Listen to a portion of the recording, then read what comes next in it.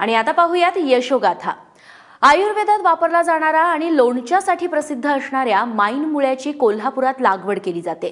मात्र गेल्या काही काळात मागणी वाढल्याने माईन मुळ्याच्या क्षेत्रात देखील इथं वाढ झाली आहे। हातकणंगले तालुक्यात तरुण शेतकरी माईन मुळ्याच्या लागवडीकडे आता वळताना दिसतायत।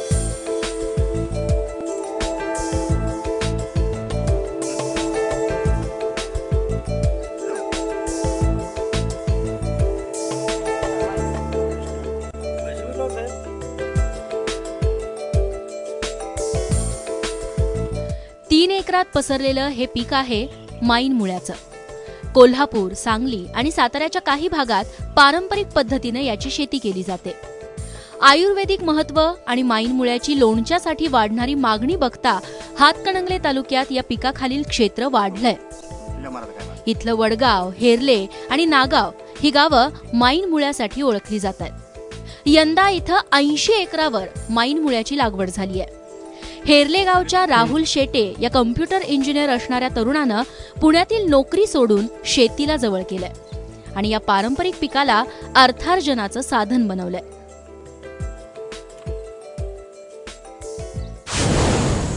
माईन मुळ्याची रोपं म्हणजे साधारणतः जे झाड असतं, माईन मुळ्याचं झाड असतं त्यामध्ये खोडं खुडली जातात आणि ती खोडं साधारणतः 1.5 फूट अंतरानं बोधावर म्हणजे सरीवर ती लावली जातात।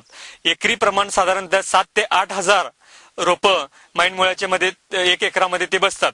मी माईन मुळा शेतीमध्ये करतो आणि त्याला चालू पूर्वीचा जे भाव असायचा म्हणजे आपल्या खेडोपाडी विकून आम्ही जे विकणार ते 15-20 रुपये किलो जात होती। आता याला मार्केट म्हणजे बेळगाव, मुंबई, मिरज मार्केटला आता याला 40 ते 45 रुपये प्रमाणे याला दर सापडतो।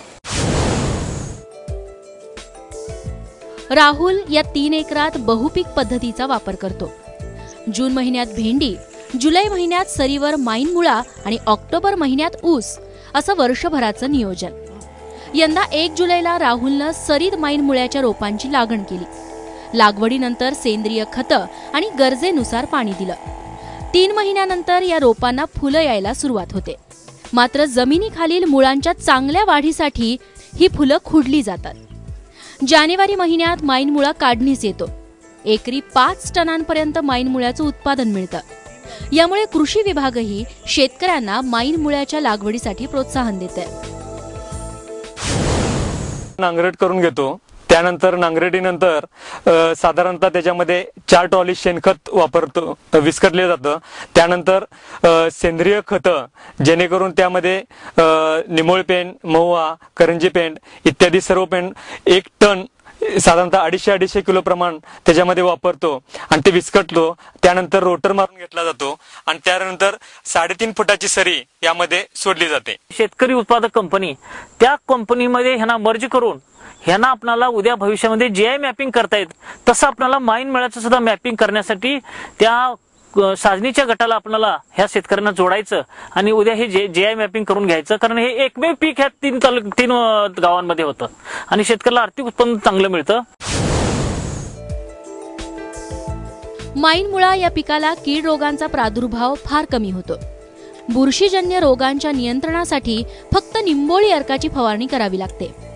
माईन मुळ्याच्या 2 जातींची लागवडी शेतकरी करतात। एक जात खास आयुर्वेदिक औषधांसाठी आहे, जिला उग्र वास आणि चव आहे, तर लोणच्यासाठी लागवड करण्यात येणाऱ्या जातीला सौम्य वास आणि चव आहे। एकरी सरासरी 5 टन माईन मुळ्याचं उत्पादन राहुलला मिळालं। याला बाजारात सरासरी 30,000 रुपये टनाचा दर मिळतो, म्हणजेच यातून 1.5 लाखांचं उत्पन्न त्याला होतं। यातून रोपं, खतं, मजुरी आणि वाहतूक असा 25,000चा खर्च वजा जाता त्याला 1.25 लाखांचा निव्वळ नफा होतो। तर 1 एकरातील भेंडीतून 50,000 रुपये आणि ऊस पिकातून 1.5 लाख रुपये तो कमावतो। म्हणजेच बहुपीक पद्धतीचा वापर करून राहुलला अवघ्या 3 एकरातून 3 ते 3.5 लाखांचा नफा होतो। पहिल्या 3 महिन्यामध्ये आपण भेंडी पीक घेतलेलं होतं।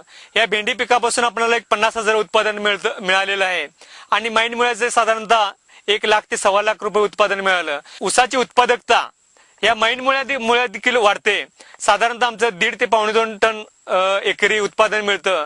ऊसाचं जर कॅल्क्युलेशन केलं 2,500 रुपये जरी टन धरलं आणि 7 टन जरी ऊस जर धरला तरी साधारणतः 1.25 लाख ते 1.5 लाख रुपये ऊसाचं उत्पादन होतं. काळाच्या ओघात माईनमुळा लागवडीखालील क्षेत्रात मोठी घट झाली आहे. परिणामी पुरवठा घटल्यानं दरही दुपटीनं मिळतोय.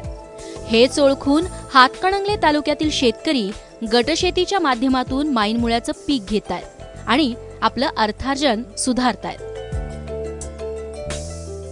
कोल्हापूरहून चंद्रशेखर खोलेसह ब्युरो रिपोर्ट, एबीपी माझा.